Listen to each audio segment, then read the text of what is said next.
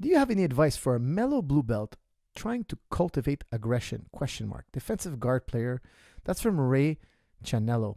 Look, sometimes I have fighters or competitors that are very passive. What does that mean? Look at Royce Gracie. Royce Gracie is a great example of that. The way he grapples is the total opposite than my trainer, Renzo Gracie. Okay, Renzo Gracie is fiery. He's aggressive. He goes for the kill. He's bloodthirsty. Okay, when he's on the mat, he's just a perpetual motion machine. Attack, attack, attack, attack, attack, attack, attack, attack. He's a wild man. In life, Renzo Gracie, he's a wild man. Okay, he's a wild man. Now, excuse me. Royce is a laid-back beach boy, beach bum kind of personality. He likes to, like, I don't know him that well. I've hung out with Royce a bunch of times, but I'm telling you, when you talk to him, he's calm.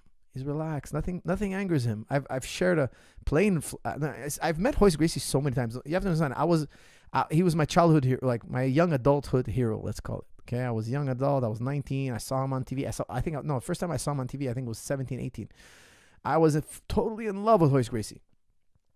One day I get on a plane and I'm sitting next to him. And then I go to different events, UFC events, and even like I was at the Hall of Fame with him. Got to spend so much time with Royce Gracie, my hero.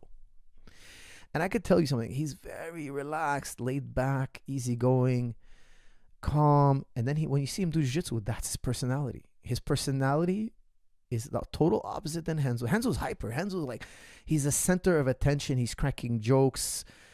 He's a pit bull in life and on the mat. It's very much so about your personality.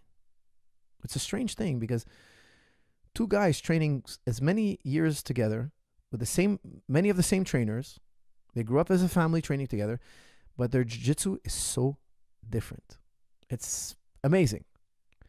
And why is it so different? Because you look at Royce. Royce, when he does jiu-jitsu, he's laid back. He waits. He cooks you.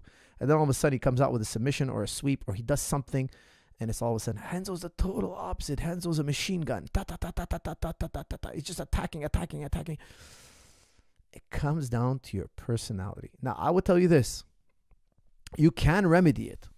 There are ways to do it. Okay, now here's what I would recommend to you. You have a quota. Okay, so you're a blue belt. Don't leave the mat until you've gotten 3 submissions.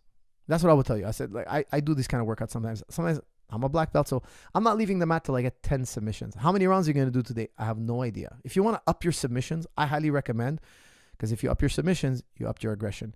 Don't give yourself a quota. Since you're a blue belt, I would say 3 submissions is good. Once you start getting 3 submissions regularly, go to 4 submissions. I'm not leaving the practice room till I get 4 subs. If you leave the practice room without getting 4 subs, let's say there's nobody else left to roll with, maybe you got 2, guess what? Tomorrow you got to do 6 subs. You got to meet your quota. As you give yourself quotas, guys, you could do it with anything. This is a great training tool. Like, for instance, sometimes I tell myself I'm not leaving the practice room till I score 10 takedowns. Sometimes when I'm really going in a takedown intensive, I really want to work my takedowns. I feel like my takedowns are lacking. I want to make my takedowns better. What do?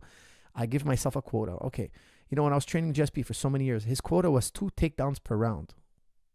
So when he would do a round of MMA, if he didn't score 2 takedowns, we'd have to recorrect, we'd have to readjust, we'd have to ask why couldn't it happen, what was the setup, etc. So he would do 5 rounds, 10 takedowns. Now, if he missed 1 takedown in round 2, he'd have to make it up in round 3. So that quota, and guys, don't forget, two takedowns a round is mad. For 5 rounds, that's a mad amount, okay? But that's why he was so good. He could literally take down, I think he's literally taken down every single opponent except the few guys who he's knocked out or subbed really early. Actually, no, I don't think he has a standing sub. No, he's never done a standing sub, but he has a couple of knockouts where he's hurt guys, stunned them, and the fight was over. Most of his fights, I would say 95% of his fights, he was successfully able to bring his opponents down to the ground.